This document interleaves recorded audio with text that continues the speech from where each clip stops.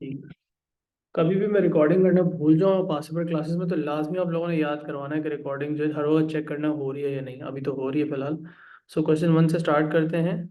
कौन सा पेपर है? May June 2023 paper two variant two 1 hour 45 minutes 80 marks and that's it. चलें जी। कहने आपको एक स्पीड टाइम ग्राफ दिखाया हुआ हमने for a car travelling on a straight horizontal road. ठीक है। Describe the motion of the car in figure 1.1। तो हम यहाँ पे पहले तो यहाँ पे देख सकते हैं कि car is travelling at constant speed. तो पहली बात तो हम ये लिख देंगे, the car is travelling at constant speed for the first 10 seconds, full stop. उसके बाद अब आपने यहाँ पे क्या डिस्क्राइब करना है? अब आप ये डिस्क्राइब कर सकते हैं कि गाड़ी की स्पीड डिक्रीज कर रही है but at a decreasing rate, so there is deceleration. ठीक है। 10 से लेके 50 सेकेंड्स तक डीसेलरेशन है। और डीसेलरेशन जो है वो नॉन यूनिफॉर्म है और डिक्रीजिंग डीसेलरेशन है, यानी कि ग्रेडियंट डिक्रीज कर रहा है लाइन का। तो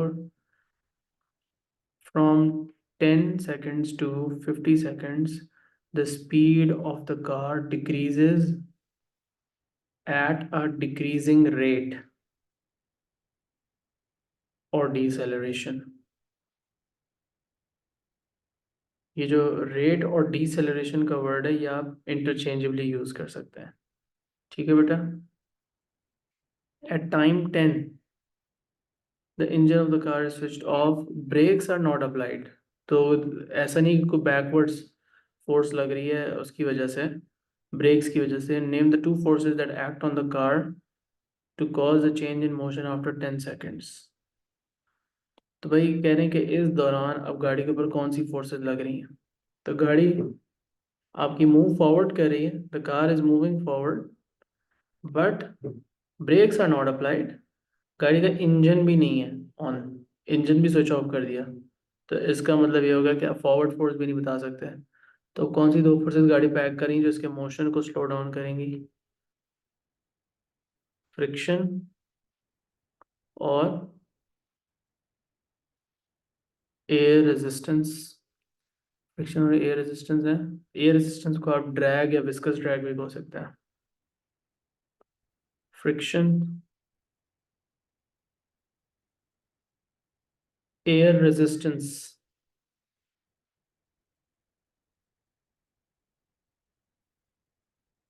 suggest why figure 1.1 is a curve after 10 seconds। देखो यहाँ पे अब आपको बात समझनी है कि डीसेलरेशन जो है वो डिक्रीजिंग डीसेलरेशन है और सारी कहानी इसमें एयर रेजिस्टेंस के ऊपर आती है। एयर रेजिस्टेंस एक ऐसी फोर्स है जो कि कांस्टेंट नहीं रहती जब तक स्पीड कांस्टेंट नहीं रहती।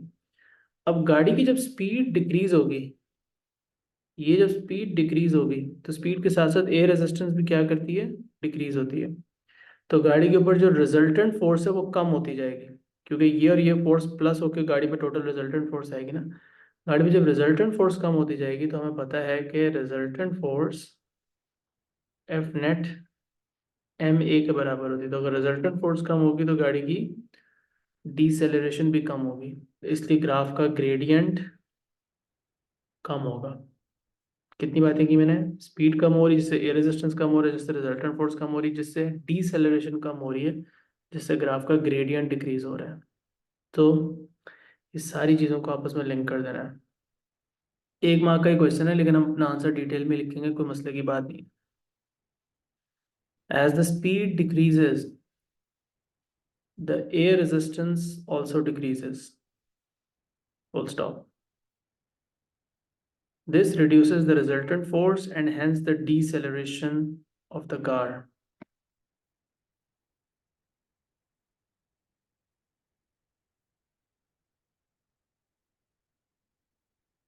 ठीक हो गया? अब इसके बाद आप बता सकते हैं कि डीसेलरेशन की वजह से ग्रेडियंट भी डिक्रीज कर रहा है, लेकिन वो ऑब्वियसली ओवर एक्सप्लेनेशन हो जाएगी 1 मार्क के क्वेश्चन के लिए। कोई मसला नहीं है, लिखने में जगह है आपके पास, तो आप वो सारी बातें लिख सकते हैं। बट मेन चीज़ इनको यही चाहिए थी कि एयर रेजिस्टेंस डिक्रीज कर रहा है, बस ये आपने बताना है। Between 10 to 20 seconds the speed of the car changes from 18 to 11। okay, mass of the car is 12, calculate change in momentum of the car, give a unit with your answer. Momentum का unit हमें पता है क्या होता है, या तो होता है केजी मीटर्स पर सेकंड, या फिर आप न्यूटन सेकंड्स भी लिख सकते हैं। दोनों यूनिट्स एक्सेप्टेबल है। दूसरा जो आपका मोमेंटम का चेंज है वो होता है मास और वेलोसिटी में चेंज। मास इनटू वेलोसिटी होता है ना, ठीक है।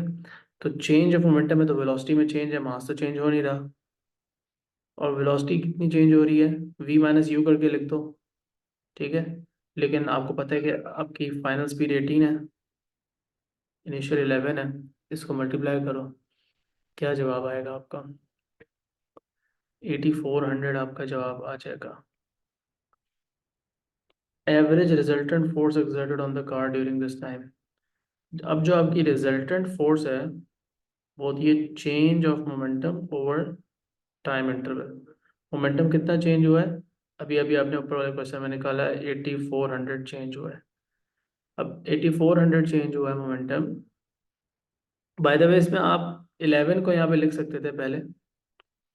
एक छोटी सी बात बताना चाहता हूँ, 11 माइनस 18 लिखते थे, माइनस 8400 आंसर आ जाता है। बट वो नेगेटिव साइन यहाँ पे डालना इतना ज़रूरी नहीं है। माइनस साइन से ये पता चल रहा है कि डिक्रीज हो रहा है मोमेंटम, ठीक है। अब टाइम इंटरवल कितना है, 10 से 20 सेकेंड्स का, तो बीच में हम 20 माइनस 10 लिख दें, या खाली डायरेक्ट 10 लिख दें, क्योंकि 10 सेकेंड्स का टाइम इंटरवल है। तो 840 न्यूटन आपका जवाब आ जाएगा, ठीक है। चलो, पहला क्वेश्चन हो गया हमारा। ओके, 1 मिनट के लिए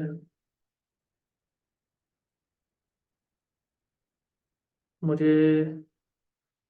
जो अगली क्लास मैंने यूट्यूब पे लेनी ना, उनको मुझे बताने दो कि अगली जो स्ट्रीम है वो लेट हो जाएगी ज़रा, आधा घंटा, क्योंकि मैं आप लोगों को स्ट्रिप तो ख़त्म करवाऊंगा।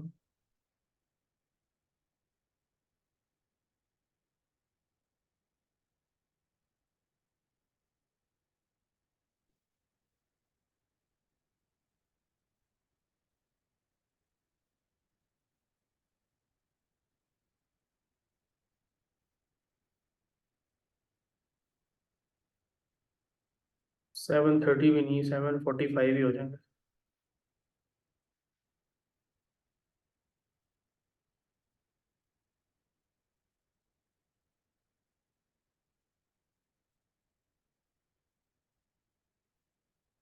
ओके, चले, ये हो गया हमारा क्वेश्चन पहला वाला। अब हम दूसरा क्वेश्चन करते हैं।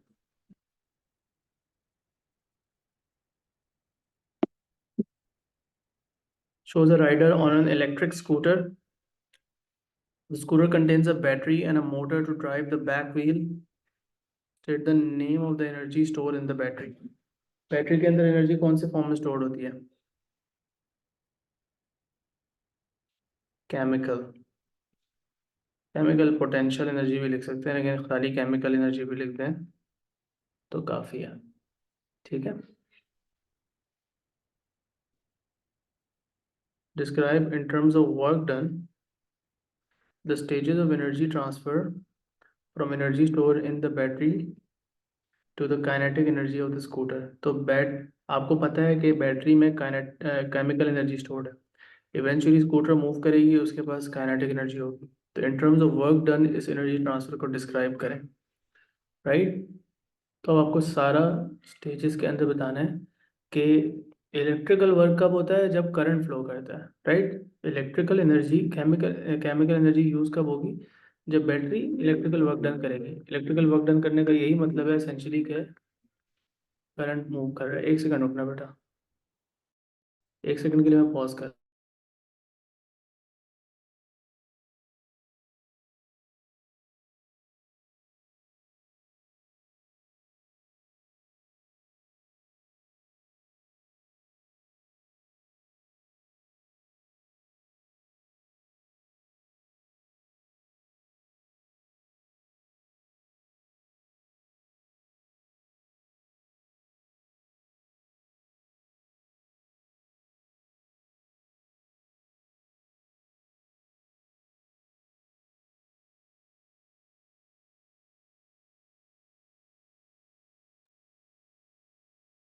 ऑलराइट, आज कंटिन्यू करें तो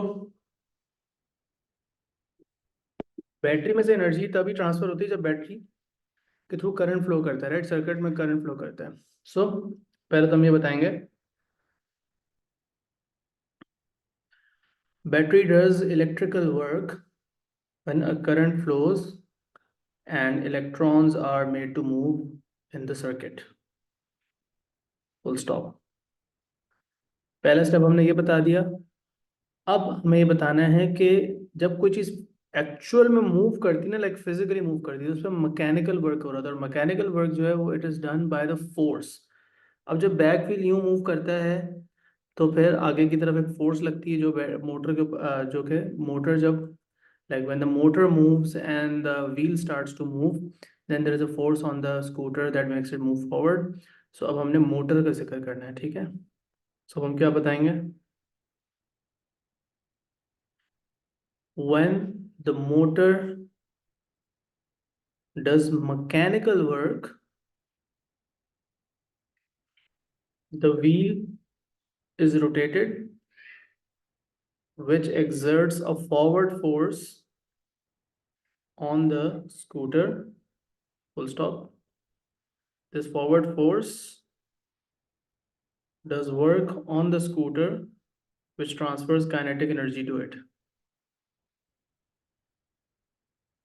आप लोग जो मुझसे पूछ रहे हैं कि कौन कौन से वर्क्स होते हैं, तो बेटा इसका सबसे अच्छा तरीका ये होगा कि आप लोग मुझसे इस तरह का कोई भी सवाल करेंगे तो मैं आप लोगों को थोड़ा सा चैप्टर के नोट्स की तरफ गाइड कर दूंगा कि यहाँ से आप एक चीज़ रिवाइज कर सकते हैं, क्योंकि मैं पूरी चीज़ का बैकग्राउंड देने बैठूंगा तो फिर हमारा टाइम सारा निकल जाएगा। But let me tell you where you can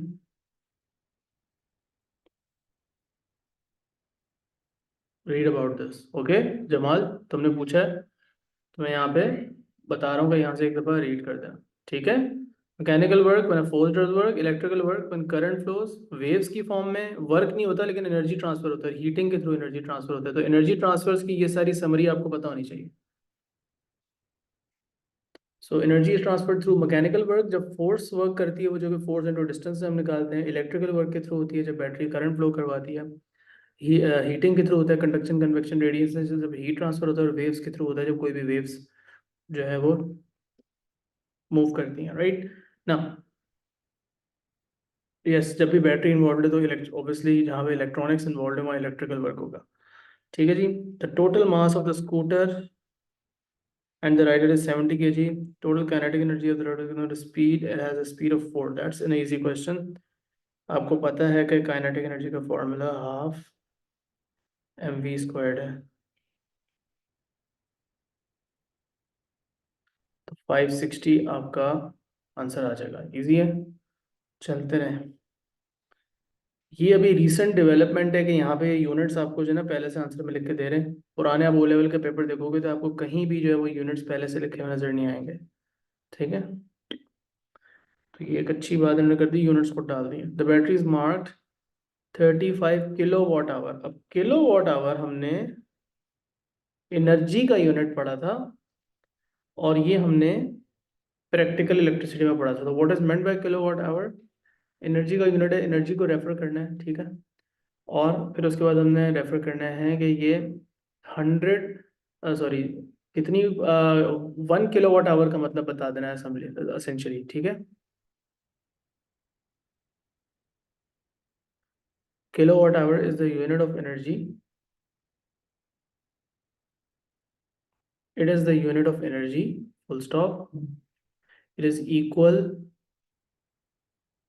to the energy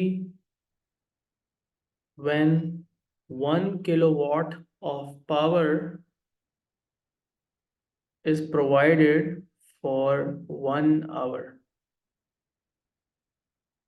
1 kilowatt is equal to the energy when 1 kilowatt of power is provided for 1 hour। so energy power into time होता है, तो 1 और 1 को multiply करो तो 1 यहाँ आता है, ठीक है। अच्छा जी, तो ये चीज़ जो है वो आपने कंबाइन कर देनी है, बस ये की टर्म है। The scooter stops working because the battery is totally discharged। This means that there is no more energy stored in the battery. The battery is then recharged using a 70-watt power supply. Calculate the time taken to fully recharge the battery. Okay, 2 hours में हमने time बताया है.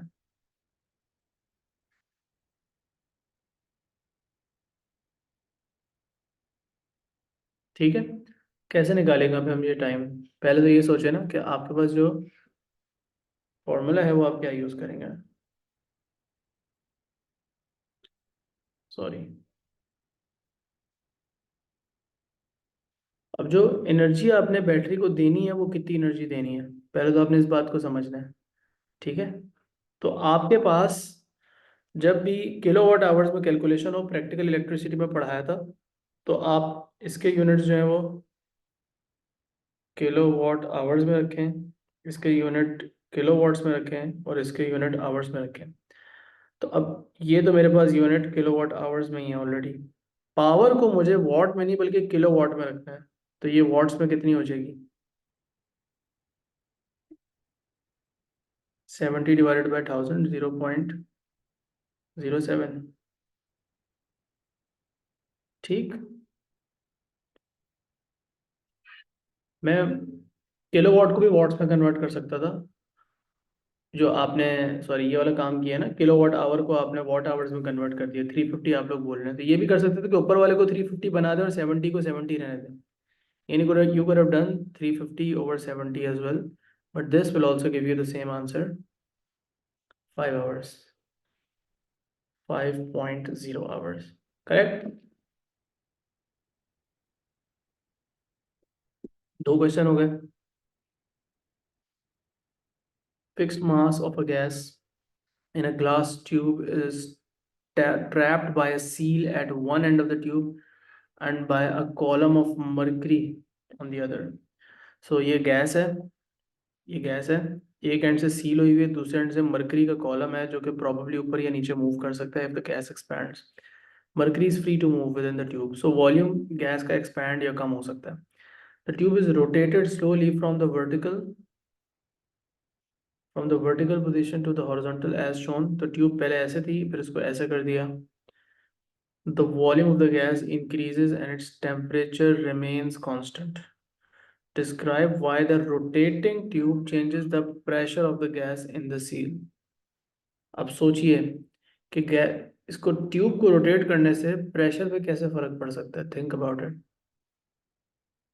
Gas पे rotate होने की वजह से pressure कैसे चेंज हो सकता है? कौन प्रेशर लगा रहा था गैस पे पहले जो अब नहीं लग रहा? और आप ये भी नजर आ रहा है कि गैस का प्रेशर, गैस का वॉल्यूम इंक्रीज हो रहा है, टेम्परेचर कांस्टेंट है. पहले तो इन बातों को जरा कंबाइन करके ये समझो कि टेम्परेचर अगर कांस्टेंट है तो वॉल्यूम और प्रेशर का आपस में क्या रिलेशनशिप है? इन्वर्सली. तो अगर वॉल्यूम इंक्रीज हो रहा है तो इसका मतलब प्रेशर डिक्रीज हो रहा है. इसका मतलब ये हुआ कि यहाँ पे गैस के ऊपर लग रहा है मोर प्रेशर, यहाँ पे गैस पे लग रहा है मोर प्रेशर, और यहाँ पे गैस पे लग रहा है less pressure. Now the question is कि गैस के ऊपर प्रेशर कम क्यों हुआ? ये तो आपने ये बता दिया ना कि volume increases pressure decreases, but reason क्या है? रीजन क्या है? क्यों क्यों प्रेशर जो है वो डिक्रीज हुआ, उसकी एक्चुअल रीजन क्या है? ये तो आपने रिलेट कर दिया बात को, लेकिन अब आगे आप ये बताएं कि प्रेशर क्यों डिक्रीज हुआ. कौन सी ऐसी चीज थी यहाँ पे जो गैस से प्रेशर लगा रही थी जो अब यहाँ पे कम प्रेशर लगा रही है?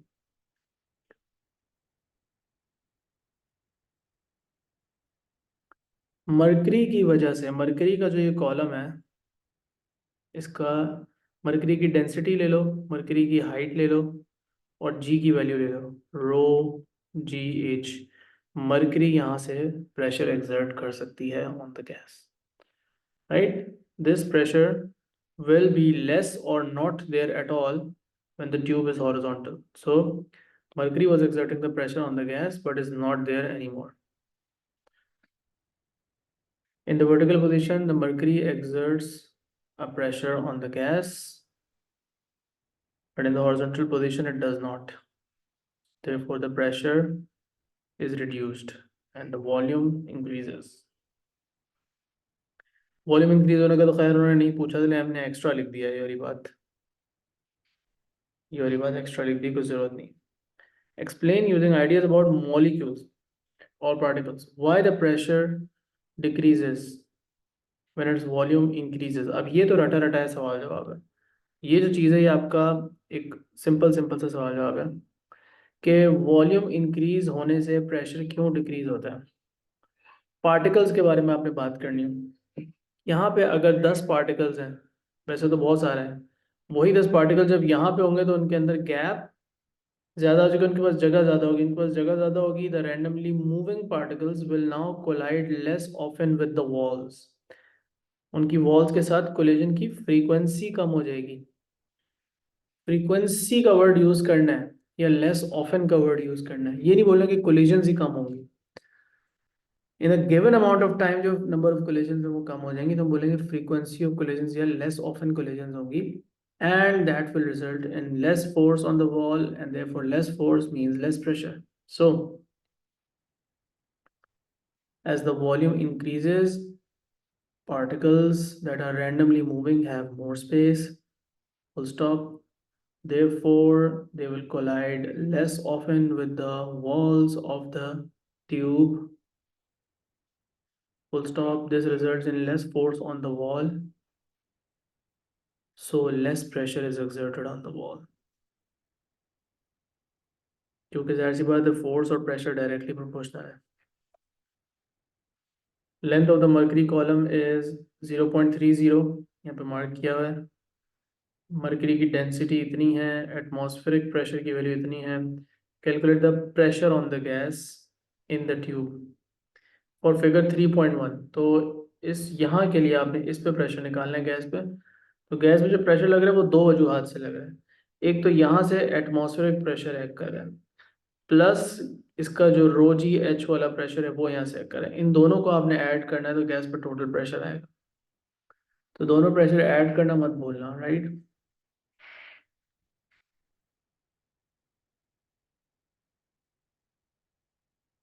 ओके, सबसे पहले रो जी एच वाला प्रेशर निकाल लेते हैं।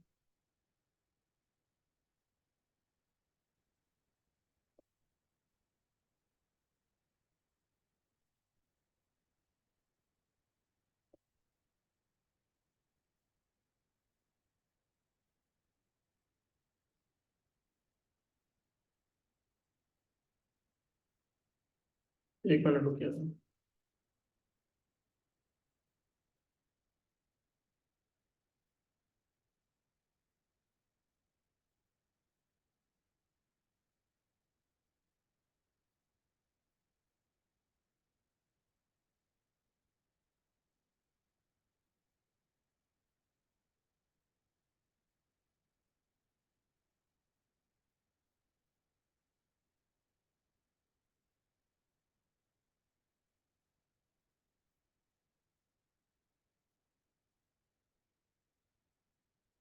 गलती से मल्टीप्लाई कर दिया मैं, खैर।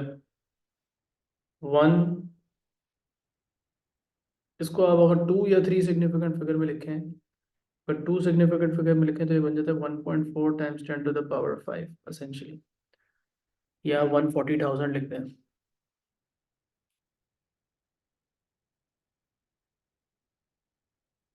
The pressure of different samples of the gas and constant temperature है।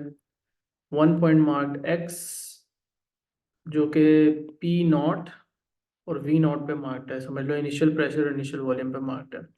अब डिफरेंट गैसेस कह रहे हैं डिफरेंट प्रेशर्स और वॉल्यूम्स पे, लेकिन टेम्परेचर सबका कांस्टेंट है। At point x the pressure is P and the volume is V. Sketch the graph as the pressure decrease of the gas decreases from 2p to half p. अब आपको ये graph वैसे ही रटा हुआ याद होना चाहिए। प्रेशर और वॉल्यूम इनवर्सली प्रोपोर्शनल है। तो जब वॉल्यूम आधा हो जाएगा, वॉल्यूम आधा होगा तो प्रेशर होगा डबल। तो इसकी ये वाली वैल्यू पे प्रेशर डबल होना चाहिए, मतलब इनका कोऑर्डिनेट यहाँ पे बनता है पहला। और इसी तरह अगर आप वॉल्यूम को डबल करते हैं तो प्रेशर आधा हो जाना चाहिए, यानी कि प्रेशर हो जाना चाहिए हाफ पी। तो यहाँ पे पॉइंट मार्क बनता है। और इन तीनों पॉइंट्स को जब आपने ज्वाइन करना है तो ये एक इनवर्स प्रोपोर्शन का ग्राफ बनता है, जिसके अंदर जाहिर सी बात है आपका कर्व बनता है। और इसके अंदर ये वैल्यूज एक्यूरेट होना बहुत ज़रूरी है। ऑलराइट, 3 क्वेश्चन हमने कर लिए। The figure shows the particles atoms at one instant in a sample of iron at a temperature below its melting point. State the lowest possible temperature on the Celsius scale and on the Kelvin scale. Kelvin scale पे जो lowest possible temperature होता है वो 0 होता है, क्योंकि Kelvin scale start ही 0 से होता है। और आपको पता है कि lowest ये जो temperature है जिसकी बात कर रहे हैं, ये absolute 0 की बात कर रहे हैं। तो Kelvin scale में तो उसे 0 ही बोलते हैं, और Celsius scale पे वो -273 डिग्री सेल्सियस होता है। Don't forget the minus sign. The temperature of the solid increases, sample remains a solid, how the motion of the particles changes। 2 mark का क्वेश्चन है, तो आप बताएंगे कि उनको काइनेटिक एनर्जी ज़्यादा मिल रही है, काइनेटिक एनर्जी ज़्यादा मिल रही है, तो they will vibrate more often, right? And they will vibrate more vigorously, or you can say they will vibrate with a greater amplitude। ठीक है, so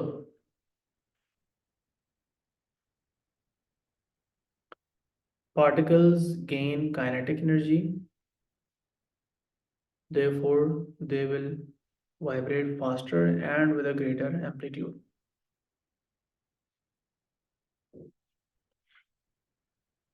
सॉलिड, अच्छा वैसे काइनेटिक एनर्जी वाला पॉइंट ज़्यादा इंपॉर्टेंट नहीं था, ये और ये ज़्यादा ज़रूरी था। ये इन्होंने सिर्फ डिस्क्राइब का वर्ड यूज़ किया, तो काइनेटिक एनर्जी एक्सप्लेनेशन है वो उन्होंने मांगी ही नहीं थी आपसे।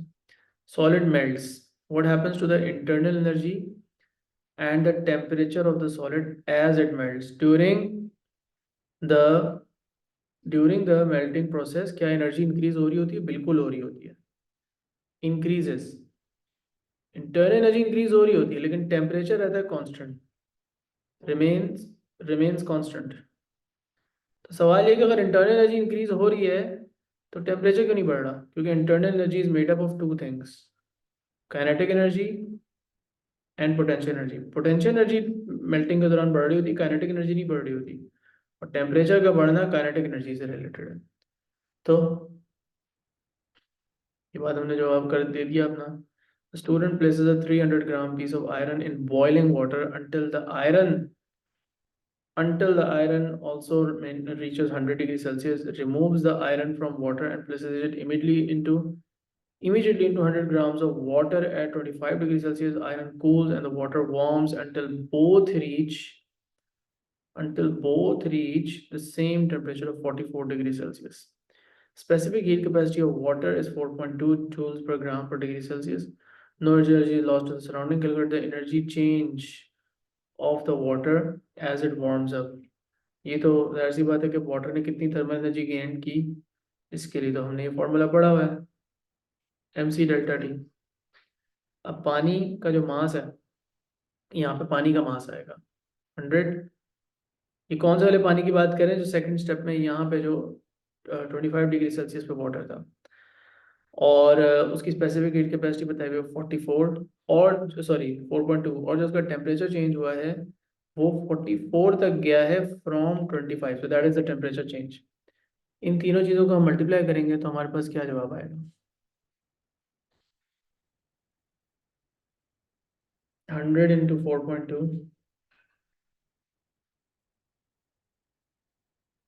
7980। इस तरह भी लिख सकते हैं आप, इसको राउंड ऑफ करें तो 2 सिग्निफिकेंट फिगर में ये 8000 भी बन जाएगा। 7900 तो नहीं बन सकता, वो तो राउंड डाउन हो जाएगा। तो ये 2 सिग्निफिकेंट में 80 तक राउंडिंग ऑफ होगी, तो आगे वाले दोनों 0 बन गए। ये भी लिख सकते हैं, इवन तो आप ये भी लिख सकते हैं, इसमें कोई मसला नहीं। Specific heat capacity of iron निकालनी है। अब देखो इंपॉर्टेंट इस इन सवालों में होता क्या है, energy gained by water equals energy lost by iron। गर्म आयरन को आपने ठंडे पानी में डाला, पानी जितनी एनर्जी गेन कर रहा है उतनी एनर्जी आयरन लूज कर रहा है, because no energy lost to the surroundings. वो तो हमने अजम्पशन लिख दी। तो यहाँ पे तो आप 7980 अपना एज इट इज लिखते हैं। यहाँ पे आप आयरन के लिए आप mc डेल्टा टी कर लें। तो 7980। आयरन का मास था 300 ग्राम। आयरन की स्पेसिफिक कैपेसिटी अननोन है। आयरन का टेम्परेचर कितना चेंज हुआ? आयरन का इनिशियल टेम्परेचर था 100 और फाइनली आके 44 पे रुका था। सी आपने इस फॉर्मूला के अंदर रीअरेंज करके निकालना है। फिर इसको यहाँ जाकर डिवाइड करें, फिर इसका जो डिफरेंस आ रहा है 56 उसको भी यहाँ जाकर डिवाइड करें। दोनों काम जब आप कर लेंगे तो आपका फाइनल आंसर क्या आना चाहिए अभी देख लेते हैं।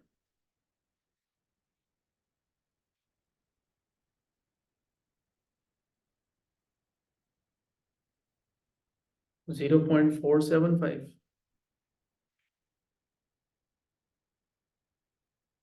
475। तो आप इसको 46 भी लिख सकते हैं, 47 भी लिख सकते हैं।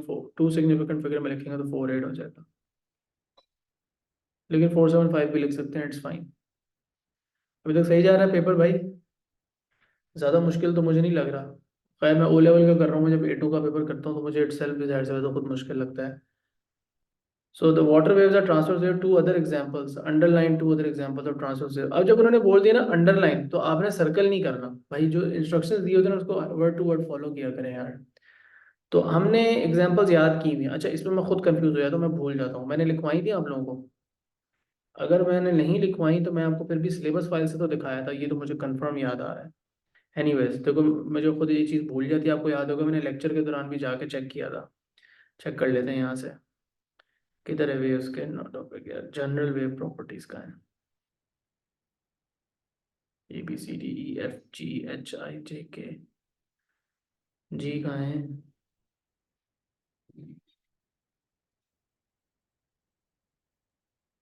यहाँ पे तुम लोग को एग्जाम्पल्स लिखवाई नहीं थी, लेकिन वर्बली बताई थी और फिर बोला था सिलेबस फाइल से जाके दिखाता हूँ, और फिर सिलेबस फाइल से जाके ऐसे दिखाई थी।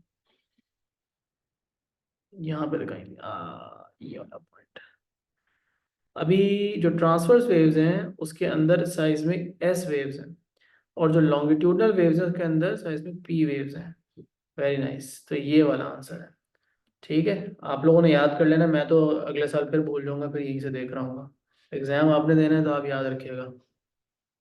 नहीं, गलत कर दी ना, ये वाली है। और एक्सरेज जो है वो इलेक्ट्रोमैग्नेटिक वेव्स हैं। So all electromagnetic waves are your. ठीक है, साउंड वेव्स जो है वो बेटा वो लॉन्गिट्यूडनल वेव्स हैं। So do not right sound waves over here. ये भी लॉन्गिट्यूडनल वेव में हमने एग्जांपल में देख लिया। आपके नोट्स के अंदर मैं एग्जांपल डालना भूल गया था, but I did tell you कि यहाँ लिखी हुई है। मैं अपने नोट्स अपडेट कर ही लूंगा इवेंचुअली, लेकिन बताया है तुम लोग को लेक्चर के अंदर लाजमी बताया है, ठीक है, और बाकायदा हाईलाइट किया हुआ है। और ये फाइल आप लोगों के पास भी है, गूगल क्लासरूम पे अपलोडेड है। पता नहीं सर्कल कर दिया तो क्या होगा, लेकिन आपको क्या कीड़ा हो रहा है, आपने क्यों करना है सर्कल? जब उन्होंने बोला है अंडरलाइन तो अंडरलाइन करें यार। आप करके देख लेना सर्कल, ठीक है, देखते हैं फिर क्या होता है, रिजल्ट में पता चलेगा। चलें। Wooden bar and a glass block in a ripple tank. The depth of the water in the tanker, the depth of water in the tank is less than the height of the glass block. इस बात का क्या मतलब हुआ? इस बात का अभी आपको ऊपर से नजर आ रहा है, अगर आपको साइड से देखना है ग्लास ब्लॉक, तो इस बात का ये मतलब हुआ कि ये जो ग्लास ब्लॉक है पानी की डेप्थ इससे कम है। इसका मतलब जब पानी की वेव्स यूँ ट्रेवल करेंगी तो कंप्लीटली ब्लॉक हो जाएंगी, मतलब यहाँ पे रिफ्लेक्शन होनी है। ये जो ग्लास ब्लॉक है इसमें यहाँ से वेव्स नहीं पास कर सकती, यहाँ से पास कर सकती हैं। Okay ji. Wooden bar moves up and down. अब ये बड़ा अच्छा सवाल है, moves up and down once every 0.15 seconds. तो एसेंशियली ये वेव्स का क्या हो गया? ये हो गया वेव्स का पीरियड। जो वुडन बार का पीरियड है वही आपका वेव्स का पीरियड है। जब आपको वेव्स का पीरियड पता लग गया तो आप फ्रीक्वेंसी भी निकाल सकते हैं। स्पीड वो बता रहे हैं इतनी है, लेकिन सेंटीमीटर्स पर सेकंड में बता रहे हैं, तो ये जरा जहन में रख लेना। अब कह रहे हैं फ्रीक्वेंसी एंड वेवलेंथ निकाल दें। आसान है यार, फ्रीक्वेंसी आ जाएगी पीरियड से, तो 1/0.15। 20/3 6.66666 आ रही है। रिकरिंग डेसिमल तो अब 6.67। हर्ट्ज उन्होंने खुद लिखा हुआ है तो आप टेंशन ही ना लें, ये 6.7 लिख दें। 6.7 ही लिख देते हैं, 2 सिग्निफिकेंट फिगर्स में लिखना होता है जब डेटा ही 2 सिग्निफिकेंट फिगर्स में दिया हुआ है। अच्छा, दूसरा ये है कि आप v is equals to lambda F use कर लें। तो ये है 27, यहाँ पे सेंटीमीटर में ही देनी है तो आपको स्पीड का यूनिट चेंज करने की जरूरत नहीं है। लैम्डा अननोन और फ्रीक्वेंसी 6.7 लिख लें, तो 10 आनी चाहिए, सॉरी 4.02 आ रही है, तो बस 4.0 ही लिखेंगे। अगर आप यहाँ पे 1/पीरियड यानी कि डिवाइड लैम्डा डिवाइडेड बाय 0.15 करते और 27 मल्टीप्लाई बाय 0.15 करते तो एग्जैक्ट 4 सही है, बस 4.0 सेंटीमीटर आपका आंसर आ जाएगा।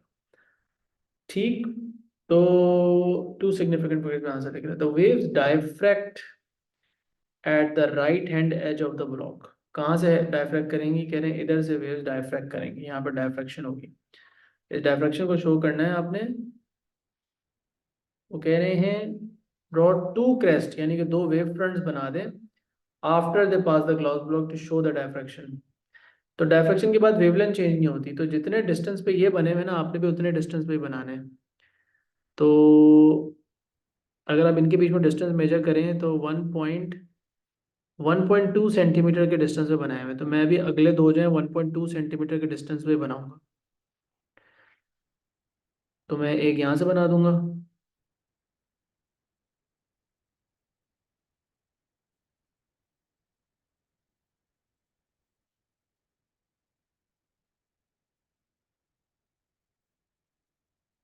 ये भी यहाँ पे बना दिया।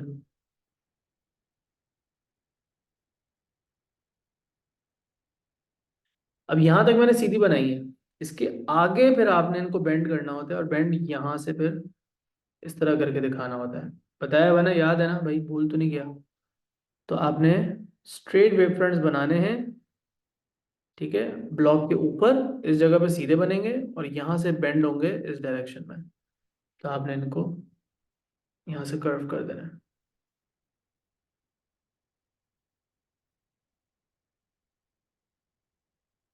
अब उन्होंने 2 बोले तो मैं 2 ही बना रहा हूँ, ओवर एफिशिएंसी नहीं दिखा रहा, और इनके बीच में डिस्टेंस जो है वो मेंटेन रखा है, बस ये बहुत अच्छा बन गया। ठीक है, तीसरा भी बनाते तो इतने ही डिस्टेंस पे यूं बना लेते हैं। ठीक, okay okay. Describe how a wave with a smaller wavelength is made with a wooden bar. कह रहे हैं ये जो वुडन बार है इससे ऐसा क्या करें कि कम वेवलेंथ वाली वेव बन जाए। क्या करना पड़ेगा, प्रैक्टिकली क्या करना पड़ेगा अगर आप अपने हाथ से वुडन बार को, स्पीड का वर्ड ना यूज करो यार, स्पीड का वर्ड नहीं सही है, मतलब जो सही टर्म है वो क्या है। देखो भाई, पानी में स्पीड तो सेम रहेगी, अगर आपको फ्रीक्वेंसी वेवलेंथ कम करनी है तो फ्रीक्वेंसी बढ़ानी पड़ेगी, फ्रीक्वेंसी सोर्स से कंट्रोल होती है।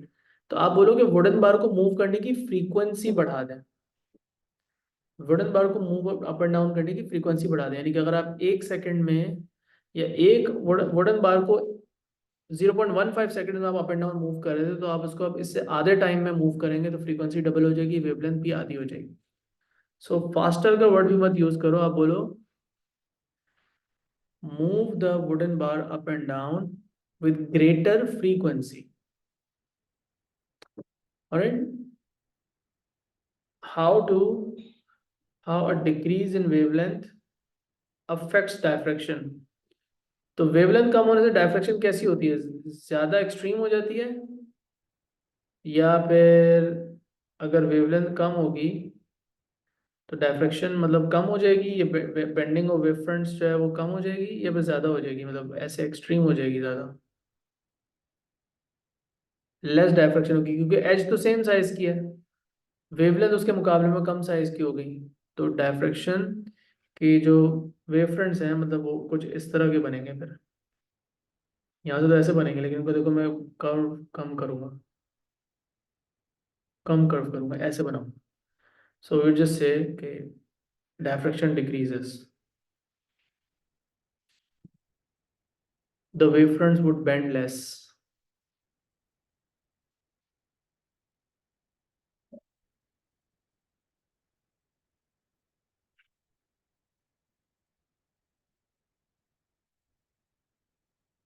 ठीक, 5 क्वेश्चंस हो गए।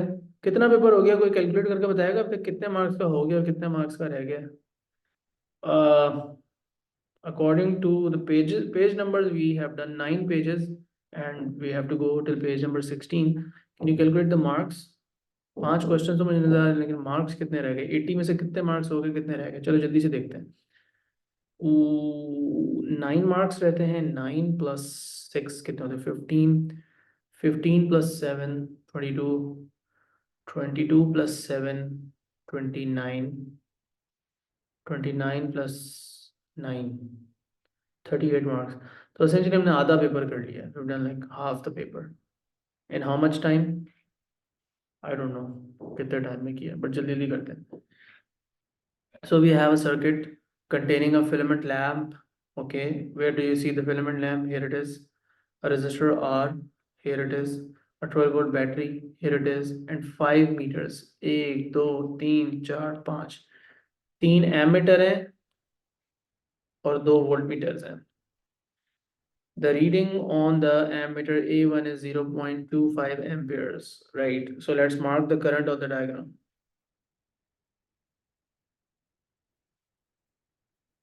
मेरी बहुत आदत है, मैं अपने जो वैल्यूज हैं उनको सर्किट के ऊपर लिख लेता हूँ, इससे जरा जिंदगी आसान हो जाती है।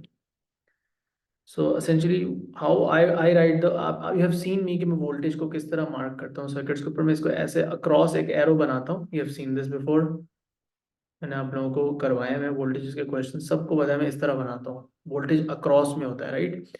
तो इस बल्ब के अक्रॉस वोल्टेज है 3। अब सवाल ये है, सवाल ये है कि ये सवाल अभी उन्होंने नहीं पूछा, लेकिन आपसे आगे पूछ लेंगे। इस रेजिस्टर के अक्रॉस यानी कि V2 की रीडिंग क्या होनी चाहिए? अब ये कॉन्सेप्ट आपको पक्का होना चाहिए, ये कॉन्सेप्ट आपको भूलना नहीं चाहिए किसी भी हाल में। तो ये जो है, ये वाली रीडिंग क्या होगी? जल्दी बताओ शाबाश। चलो, उन्होंने आपसे नहीं पूछी, लेकिन आगे जाके पूछ लेंगे कहीं ना कहीं। तो ये जो वोल्ट मीटर, इसके अक्रॉस जो वोल्टेज है बेटा, ये 9.0 वोल्ट होगा। अच्छा, अभी वो आपसे आगे पूछ रहे हैं कि सारी रीडिंग बताएं, 1 2 3, ये सारी रीडिंग से बताएं।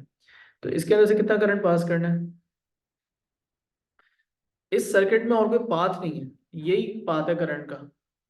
तो सारे एमीटर्स के अंदर जो करंट होगा वो सेम होगा।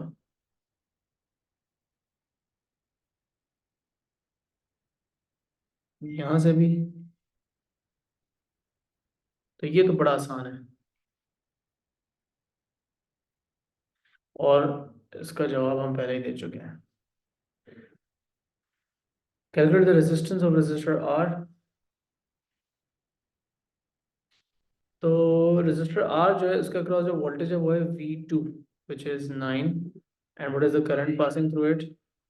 0.25 एम्पियर्स।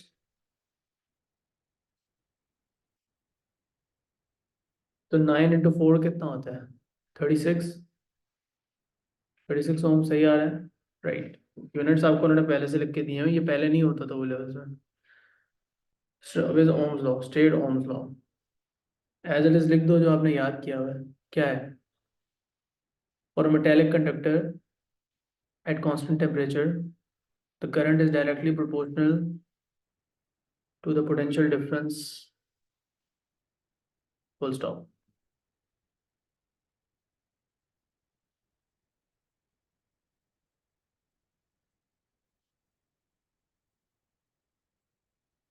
करंट वोल्टेज ग्राफ दिया हुआ है। अब हमने जो ग्राफ बने थे पढ़े थे, उसमें यहाँ वोल्टेज और यहाँ करंट VI ग्राफ हम यूजुअली पढ़ते थे, लेकिन यहाँ पे उन्होंने सॉरी IV ग्राफ बनाया हुआ है। सॉरी, IV ग्राफ ही पढ़ते थे हम यूजुअली, भी उल्टा बोल गया, ये यही है। तो अब फिलामेंट लैम्प का ये जो IV ग्राफ है, ये आपसे आपको वैसी इसकी शेप याद होनी चाहिए, बहुत फेमिलियर है। इसके थ्रू कुछ आप फिलामेंट लैम्प का किसी भी करंट और वोल्टेज की वैल्यू पे उसका रेजिस्टेंस निकाल सकते हैं कोऑर्डिनेट्स लेके। फॉर एग्जांपल, अगर मुझे लैम्प का यहाँ पे रेजिस्टेंस चाहिए, तो मैं यहाँ से और यहाँ से वैल्यूज लूंगा और V/I करके मुझे उसका रेजिस्टेंस मिल जाएगा किसी भी पॉइंट पे। अच्छा, यहाँ से यहाँ तक जब तक लाइन स्ट्रेट है, बल्ब का रेजिस्टेंस कांस्टेंट नजर आ रहा है। यहाँ पे मुझे नजर आ रहा है कि ग्रेडियंट डिक्रीज हो रहा है, तो बल्ब का रेजिस्टेंस इंक्रीज हो रहा है। और क्यों इंक्रीज हो रहा है? बिकॉज बल्ब के फिलामेंट का टेम्परेचर इंक्रीज होता है। ये सारा चैप्टर मैं आपको पढ़ाते पढ़ाते साथ साथ रिवाइज करवा रहा हूँ। अब आगे यही क्वेश्चन उन्होंने आपसे शायद करने नहीं कर रहे। The battery is replaced with a different battery that has a different EMF. All right, so we don't know the EMF anymore. Voltage across the lamp increases to 6 volts now. Use the data from the graph to determine the EMF of the second battery. Show your working. Okay, so let's go back to the circuit. And now they're saying सब भूल जाओ, इस circuit की सारी values भूल जाओ क्योंकि battery जो डिफरेंट हो गई है. अब the battery is no longer 12 volts. Battery 12 volt की नहीं है. तो इसका मतलब है कि करंट शरंट सब चेंज हो जाएगा. और उन्होंने हमें ये बोला है कि क्या चीज़ 6 हो गई है. Voltage across the lamp is 9. सो हमें ये पता चल गया कि लैम्प के अक्रॉस जो वोल्टेज है वो 9 वोल्ट्स है.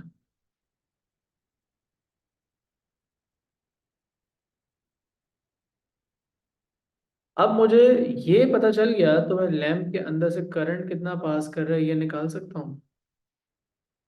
कैसे निकालूंगा? From the graph. तो भाई मेरा जो लैंप है उसका 9 वोल्ट्स का वोल्टेज है.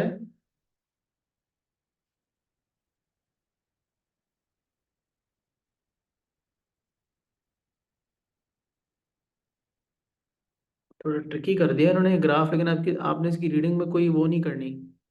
ये दो उसके लाइनों के बीच में आ रहा है, देख लो, ये पॉइंट है. तो आपको फिर रीडिंग यहीं से लेनी पड़ेगी. यू कांट रीड दिस और दिस.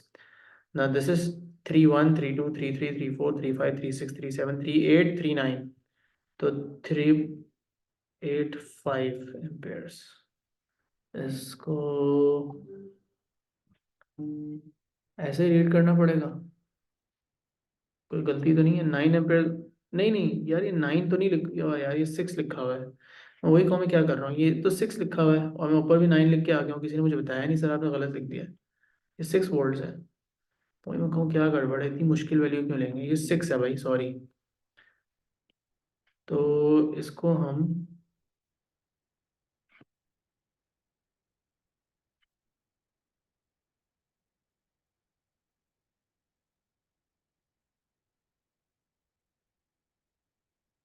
तो मुझे पता लग गया करंट इन द लैम्प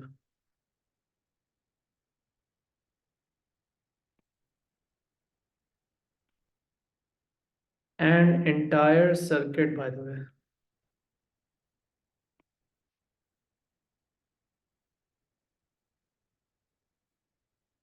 तो अब करंट हर जगह 0.35 है यार. करंट हर जगह 0.35 है. आपको उसके लिए कोई वो स्पेशल वो लेने की जरूरत नहीं है.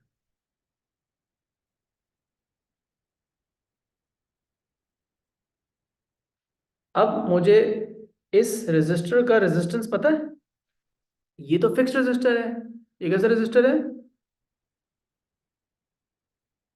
Fixed resistor. इसका रेजिस्टेंस तो आया था 36 ओम्स. वो थोड़ी चेंज होगा, वो तो लैंप का चेंज हुआ रेजिस्टेंस. इसका रेजिस्टेंस 36 ओम्स है, यहाँ निकाला था, तो वो तो वही रहेगा. तो अब मुझे अगर पता है कि वोल्टेज लैंप के अक्रॉस अगर मैंने निकालना है, या आप कह लो पीडी अक्रॉस रेजिस्टर, तो वो कितना हो जाएगा? V is equal to I R से निकल सकता है. अब उसके अंदर जो करंट पास कर रहा है वो 0.35 है और उसका जो रेजिस्टेंस है वो 36 है. तो कितना हो गया? 12.6. तो अब जो टोटल वोल्टेज है वो कितना हो गया, यानी कि जो बैटरी का ईएमएफ है वो 12.6 प्लस 6.0, तो कितना होना चाहिए?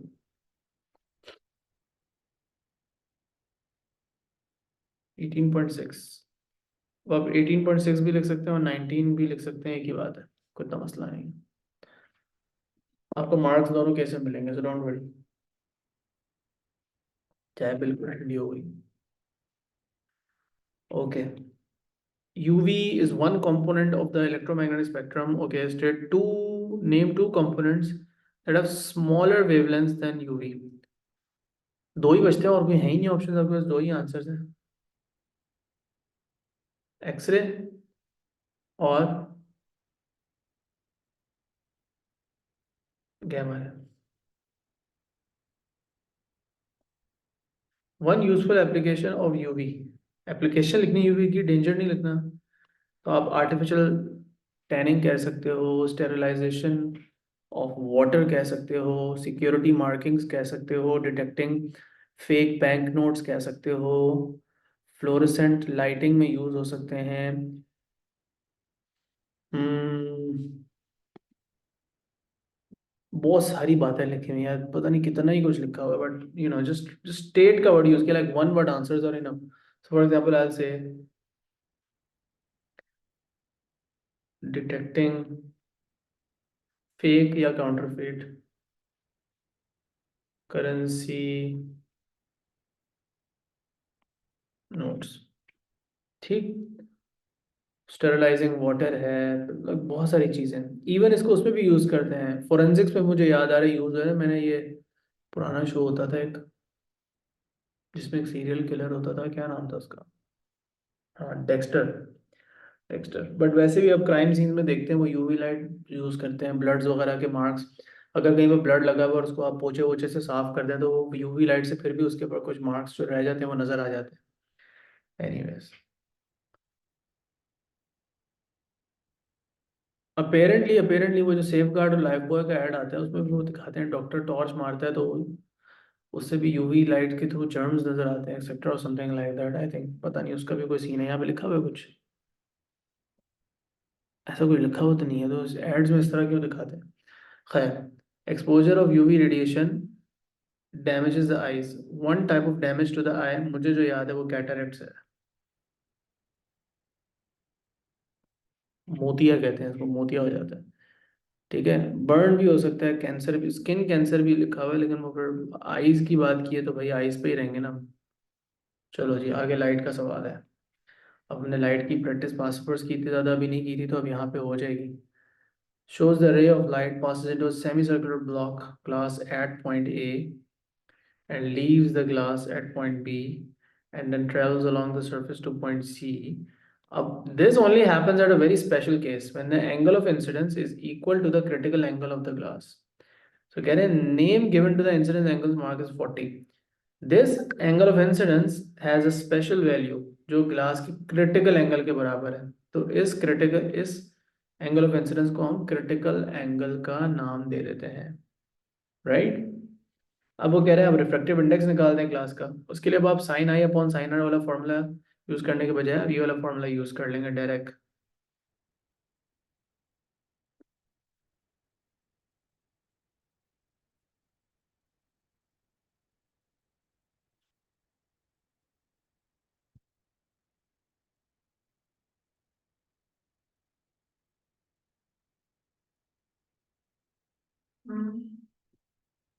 1.55 आ रहा है, 1.6 लिखना है, ठीक। सही चल रहे हैं, ठीक चल रहे हैं, क्वेश्चन खत्म हो गया। ट्रांसफार्मर का सवाल आ गया, electromagnetic induction step down transformer. Step down कैसे है, यहाँ पे नंबर ऑफ टर्न्स ज्यादा है और सेकेंडरी कॉइल में नंबर ऑफ टर्न्स कम है, क्लियरली पता चल रहा है। Is use to operate an electric bell, okay. Let's see what happens forward, आगे चलते हैं। So state the material used for the core of the transformer. Soft iron. क्यों? बिकॉज चेंजिंग मैग्नेटिक फील्ड्स के साथ इसकी भी अंदर चेंजेस जो है वो साथ साथ आने चाहिए, तो हमें टेम्परेरी मैग्नेटिज्म वाला मटेरियल चाहिए होता है, सॉफ्ट मैग्नेटिक मटेरियल, तो आयरन उसके लिए बेस्ट चॉइस है। Current in the primary coil produces a magnetic field in the core. Explain how an alternating voltage is produced in the secondary coil. आधी बात खुद ही लिखती है उन्होंने, बोला बाकी आधी बात आप खुद बता दें। अब ये जो वोल्टेज होगा ना, ये आपने बताना है कि ऑल्टरनेटिंग वोल्टेज है, उन्होंने आपको बता दिया, बल्कि ये कैसा वोल्टेज है, ऑल्टरनेटिंग वोल्टेज है। तो इसमें ऑल्टरनेटिंग करंट होगा, तो ये जो मैग्नेटिक फील्ड होगी ये भी ऑल्टरनेटिंग या वेरिंग मैग्नेटिक फील्ड होगी, और you can say a changing magnetic field. This changing magnetic field passes through the secondary coil. तो चेंजिंग मैग्नेटिक फील्ड जब एक कॉइल में से पास करती है तो उस कॉइल के अंदर ईएमएफ इंड्यूस होता है, ठीक। और वो ईएमएफ जो है वो भी ऑल्टरनेटिंग ही होगा, वो भी ऑल्टरनेटिंग ही होगा, ठीक है। ये सारी बात हमने पूरी बात को यहाँ पे लिख देना है। चलो और लिखते हैं।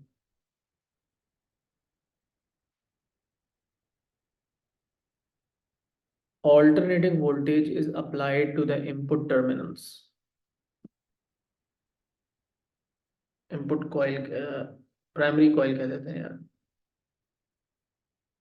primary coil, full stop. This sets up a changing magnetic field in the iron core, full stop. The changing magnetic field induces an EMF in the secondary coil, full stop. अब ये क्योंकि मैंने टाइप करके answer लिखा है तो सारी जगह नहीं ले रहा, अब हाथ से लिखते तो आपके सारे पेजेस यूज हो ही जाते हैं, सारे लाइनें यूज हो जाती हैं। आप ये भी कह सकते हैं changing magnetic field EMF induce करती है, लेकिन अभी बोल सकते हैं चेंजिंग मैग्नेटिक फील्ड जो है वो कट करती है उसकी लाइंस को, अभी वाली बात भी कर सकते हैं। ठीक है, चेंजिंग मैग्नेटिक फील्ड का वर्ड भी यूज कर सकते हो, कह सकते हैं कि मैग्नेटिक फील्ड जो है वो कट कर रही है सेकेंडरी कॉइल को, जिसकी वजह से ईएमएफ इंड्यूस हो रहा है। The transformer has 460 turns in the primary coil, which is connected to the main supply of 230 volts. An output of 5 volts is used to operate the bulb. The number of turns needed in the secondary coil. So, कितने turns हैं? 4600. और यहाँ पे voltage कितना है? 230 volts. यहाँ जो voltage required है वो रिक्वायर्ड है 5 volts. तो NS कितना होगा ये बताना है। तो हमें पता है, हमने फॉर्मूला पढ़ा हुआ है, N P upon N S is equal to V P upon V S is equal to I S upon I P. अब इसकी फिलहाल ज़रूरत नहीं करंट वाले की, तो इसको मैं कर रहा हूँ रिमूव। यहाँ पे मैं वैल्यूज प्लग इन करता हूँ, तो यहाँ पे आ जाएगा 4600, यहाँ पे आ जाएगा एन एस। रीअरेंज करें, सॉल्व करें, क्या आता है?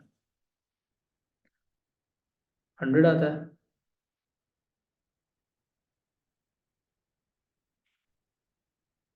Hundred turns. State one change that can be made to the transformer so that it can be used as a step-up transformers. One change बोला ना, one, कोई एक बात बताएं। तो इसके जो नंबर ऑफ टर्न्स हैं वो 4600 से ज़्यादा कर दें, या फिर इसके जो नंबर ऑफ टर्न्स हैं वो 100 से कम कर दें।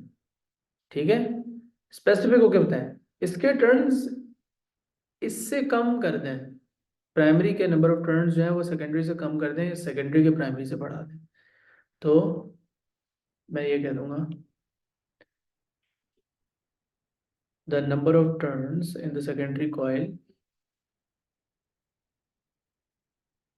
should be greater than 4600। ठीक है,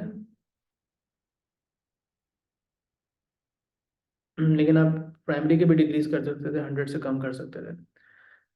अब मुझे लग रहा है कितने, एक और दो, दो सवाल रह गए। माशाल्लाह अच्छी स्पीड पे कर लिया। ओ लेवल का पेपर तो मुझसे जल्दी जल्दी हो जाता है। अभी तक कितने मिनट्स हुए हमारी क्लास को स्टार्ट हुए हुए? रेडियोएक्टिव सोर्स एमिट्स अल्फा, एक सोर्स है जो कि अल्फा बीटा और गामा सब कुछ ही एमिट कर रही है। Which type of radiation produces the strongest ionising effect? Alpha particles. इसमें क्या है, ये तो याद करने वाले हैं। Which type of radiation is deflected the most by the magnetic field? Gamma तो डिफ्लेक्ट होती ही नहीं है, अल्फा डिफ्लेक्ट होती है बहुत कम, और बीटा जो है उसका मास कम होता है तो वो ज्यादा डिफ्लेक्ट होती है।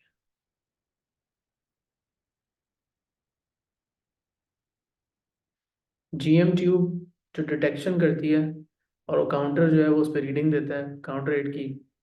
Source is placed 10 centimetres from the GM tube, so it might be possible कि सारे अल्फा पार्टिकल्स यहाँ तक रीच ना करें। आपको याद होगा हमने पढ़ा था अल्फा पार्टिकल्स की जो रीच है वो जरा few centimetres, 5 to 6 centimetres in air होती है। तो अगर अल्फा बीटा और गामा रेडिएशन सब निकल रहे हैं तो हो सकता है सारे अल्फा पार्टिकल्स जीएम ट्यूब तक ना पहुंच पाए। अब वो कह रहा है कि जीएम ट्यूब जो है वो उसकी जो रीडिंग्स हैं वो readings have been corrected for background radiation. So background radiation की आपको टेंशन लेने की जरूरत नहीं है, वो उन्होंने ऑलरेडी करेक्ट कर दी। And show the counter due to the source. So ये सोर्स रखी हुई है 10 सेंटीमीटर पे, तो 800 आपका काउंटर रेट आ रहा है। फिर क्या हुआ कि वो एक 5 mm की मेटल शीट रख देते हैं तो काउंटर रिड्यूस होकर 200 हुआ। मेटल शीट से क्या स्टॉप होता है? क्या गैमा स्टॉप हो सकती है?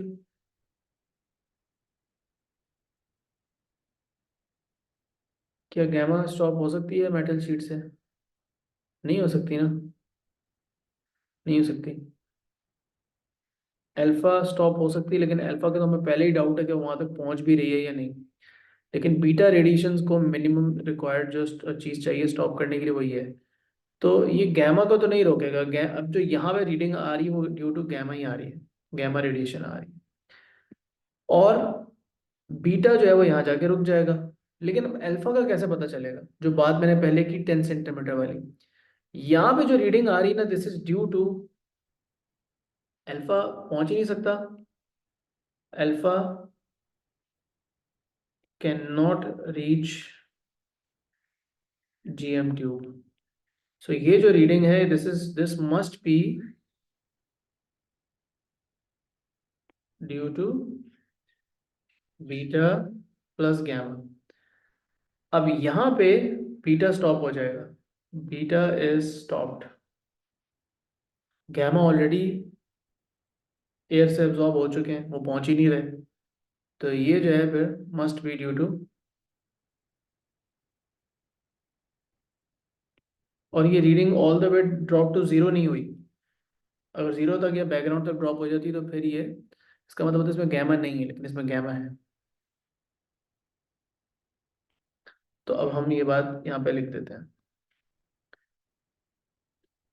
The initial count rate, the initial count rate must be due to beta and gamma radiations only, because alpha particles will be absorbed by the air between the source and the tube. Full stop. After the metal sheet is placed, the beta particles are stopped and the counter still shows a reading, which means that gamma radiation is still detected.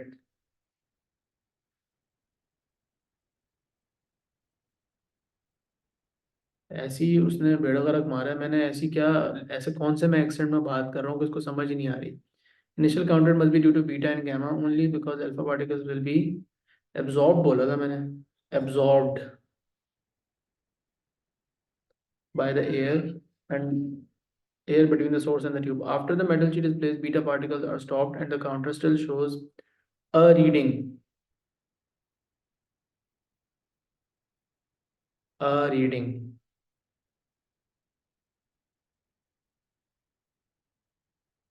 Gamma,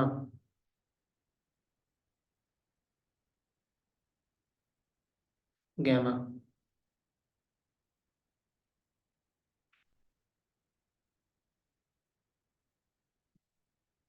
ठीक है। तो हमें पता चल गया कि हमारी जो सोर्स थी उसके अंदर से बीटा और गैमा रेडिएशन जो है वो तो कंफर्म इसके अंदर हो रहे हैं। अब वो कह रहे हैं why the readings cannot be used to show that source emits alpha particle। I think वो बात हमने पहले एक्सप्लेन कर दी, इसको दोबारा रिपीट कर देते हैं। और वो बात क्या है? पहले उनके पिछले पार्ट का आंसर देख लेते हैं। Beta particles because count rate goes down by 500 when metal sheet is placed, beta absorbed by metal cannot pass through the metal, gamma radiation passes through the metal still gives a reading with thick metal। ठीक है। अब यहाँ पे हम कह रहे हैं कि अल्फा वाली बात जो हमने की थी उसको दोबारा से रिपीट कर देते हैं। वो क्या है? Alpha particles cannot reach the tube because they will be absorbed by the air before traveling 10 centimeters। Alpha particles की एयर में रेंज जो है वो इतनी ज़्यादा नहीं है। One way that the source is move safely in a school laboratory. So school की लेबोरेटरी के अंदर अंदर बात हो रही है, अभी कहीं एक जगह से दूसरी जगह नहीं आप कर रहे हैं। तो आप एक जगह से उठा के दूसरी जगह रख रहे हैं सोर्स को, तो किस चीज़ का ख्याल रखना है आपने, बता सकते हैं? एक जगह से दूसरी जगह सोर्स को मूव करें, क्या क्या क्या इस्तेमाल कर सकते हैं आप? टोंग्स यूज़ कर सकते हैं, और टोंग्स यूज़ करने का मकसद ये है कि अपनी बॉडी से दूर रखें। ठीक है। या फिर उसको लेड बॉक्स के अंदर डालें और फिर उसको एक जगह से दूसरी जगह मूव करें।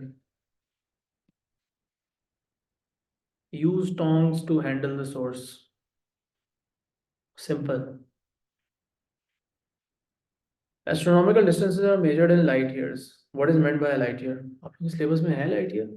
हाँ, ए लेवल में नहीं है, ओ लेवल में है, ठीक है। सो लाइट ईयर का क्या मतलब होता है? डिस्टेंस, ठीक है। ऑल इसके अंदर ईयर आ रहा है, बट ये टाइम का यूनिट नहीं है, डिस्टेंस का यूनिट है। Distance travelled by light in 1 year in vacuum. It is the distance traveled by light in vacuum in 1 year. ठीक है, ये वैक्यूम इंपॉर्टेंट है, इसको आपने मिस नहीं करना। अभी तो उन्होंने ब्रैकेट्स में डाला, अगली दफा जो है उसको अंडरलाइन कर देंगे। Star, the sun is one star in a Milky Way galaxy. State the approximate diameter of the Milky Way galaxy. क्या आप लोगों को याद है? आप लोगों के नोट्स में लिखा हुआ है, मुझे तो भूला हुआ है। नोट्स में से देख लें, ये सिलेबस में से देख लेते हैं। 100 बिलियन ईयर्स है, पता नहीं क्या है, मुझे तो भूल गया बिल्कुल। ये पता नहीं 300 400 बिलियन लाइट ईयर्स है। ओके, 100,000, 100 बिलियन ज़्यादा बोल दिया, बहुत। 13 बिलियन तो अक्रॉस पूरा हमारा यूनिवर्स है। ऑलराइट, तो 100,000 लाइट ईयर्स अक्रॉस है डायमीटर, ये मेंशन्ड है, इंपॉर्टेंट है, ये याद करना है। सो 100,000 लाइट ईयर्स। ओके, उसके बाद बात हो रही है, there are several stages in the life cycle of a star. Complete figure 10.1 to show the stages that a massive star, star वो वाला जिसका end result black hole होता है, और जिसके अंदर रेड सुपर जाइंट वाला जो है वो फेज आता है। रेड जाइंट नहीं बनता, बल्कि रेड सुपर जाइंट बनता है। After it has used up most of the hydrogen, after used up hydrogen, जब हाइड्रोजन यूज अप हो जाता है तो स्टेबल वाला स्टेज तो गुजर गया। स्टेबल स्टेज के बाद क्या आता है? सबसे पहले रेड सुपर जाइंट वाला स्टेज आता है ना। किस तरह से? Use the words from the list. Okay, तो अच्छा ये डायग्राम फिल करना। Massive star much larger than the sun बन जाता है रेड सुपर जाइंट। दो स्टेजेस उन्होंने कर दी। रेड सुपर जाइंट बनने के बाद क्या होता है? सुपरनोवा आता है।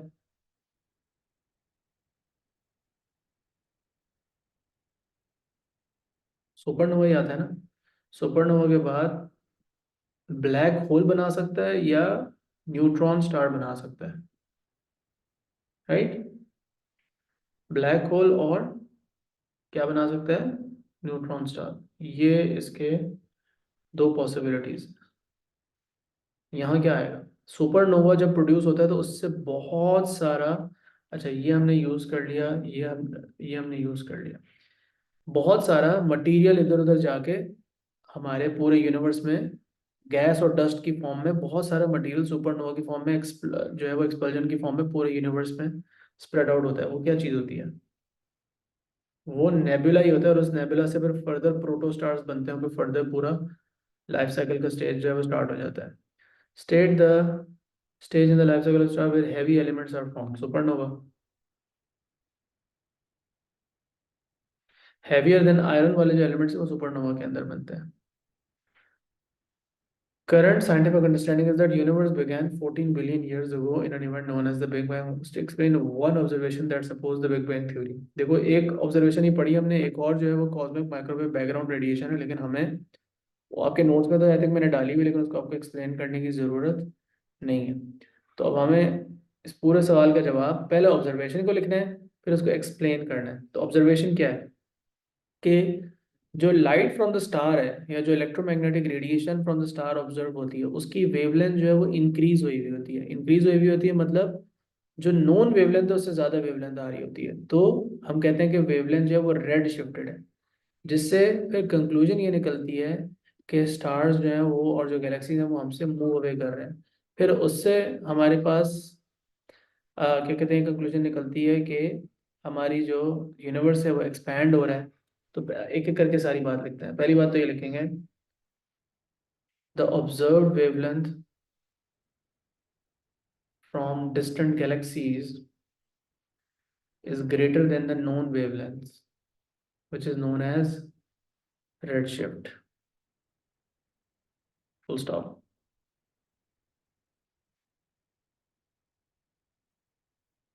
अब ये हमारी ऑब्जर्वेशन है। अब इसकी एक्सप्लेनेशन क्या बनती है?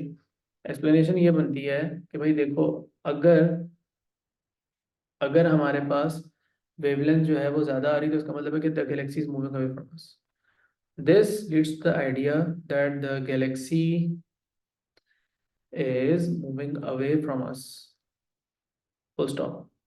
Since all galaxies are moving away from us, we can conclude that the universe is expanding. Full stop. Hubble's law states that the further the galaxy is, the faster it is moving away from the observer. Full stop. ये O level में भी इसने यही किया था. Hubble हबल्स को इसने अबुल बना दिया था. लॉ. क्या हो गया, मैं इंग्लिश इतनी गलत तो नहीं बोल रहा यार.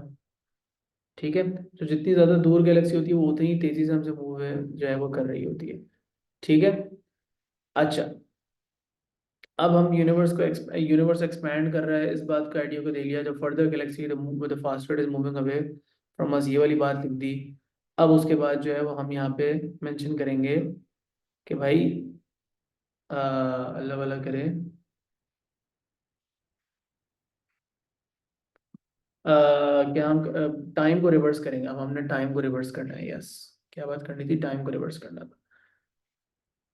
If time is reversed as a thought experiment, then we can conclude that all the stars and galaxies must have been together at a single place, and the universe must have had a very high density and temperature to begin with. So this leads to the idea of the Big Bang, right? Okay, initially जो initial state था universe का बहुत high dense hot और high temperature और बहुत high density का जो सारा मटेरियल, सारा मास एक ही जगह पे कॉन्सेंट्रेटेड था. ठीक है. ये बात क्लियर हो गई हमारी. तो हमारे पास ये वाला सारा आइडिया पूरा हो गया. जो दूसरी एक्सप्लेनेशन है हमारे पास वो है कॉस्मिक माइक्रोवेव बैकग्राउंड रेडिएशन वाली. वो एक्सप्लेनेशन आपके नोट्स में तो आई थिंक मैंने डाली है. ठीक है. अब वो एक्सप्लेन आई डोंट नो मैंने की थी या नहीं की थी, लेकिन मुझे याद तो नहीं आ रहा. एक सेकंड, तुम लोग याद करवा सकते हो. आई थिंक मैंने की तो थी. स्टार्स इन द यूनिवर्स वाला टॉपिक का है ये, है ना. इसमें डाली तो थी एक्सप्लेनेशन. अच्छा नहीं, आप लोग के वाले में नहीं डाली हुई, वो ए लेवल वाले इसमें डाली हुई. But still not part of the क्या कहते हैं, not part of the syllabus, तो इसलिए ये वाली एक्सप्लेनेशन जो है वो डाली हुई थी, और ये वाली एक्सप्लेनेशन हमने अभी यहाँ पे लिखी है. ऑलराइट. तो अब ये पेपर हमारा हो गया कंप्लीट. कितनी देर लगाई हमने, कोई मुझे टाइम बता सकते हैं एग्जैक्ट? पहला क्वेश्चन मुझे कितना मैंने कितने बजे करना शुरू किया था, ताकि आगे मैं टाइम का हिसाब लगा लूँ कि हमारे ऑन एवरेज ओ लेवल का पेपर करने में कितना टाइम लग रहा है. 1 hour 14 minutes में हमने ये किया है. ऑल्दो वैसे पेपर कितनी देर का होता है, 1 hour 15 minutes का होता है. अब जाहिर सी बात है मैं सॉल्व कर रहा हूँ, लेकिन मैंने आपको चीज़ें बीच बीच में एक्सप्लेन भी की हैं. अगर मैं खुद बैठ के कर रहा होता तो शायद 50 मिनट्स में, 55 मिनट्स में हो जाता. बट आपने इतनी जल्दी जल्दी में फिर भी नहीं करना पेपर. आपको नजर आ गया कि पेपर 2 के अंदर टाइम का इशू नहीं होता. पेपर 2 के अंदर टाइम का इशू नहीं होता. सही है. आपने सुकून से करना है. पेपर 2 और IGCSE वालों ने अपना पेपर 4 सुकून से करना है, जल्दबाजी नहीं करनी. पेपर 1 में टाइम का ख्याल रखना है, बिकॉज उसमें आपको 40 MCQs 60 मिनट्स में करने होते हैं.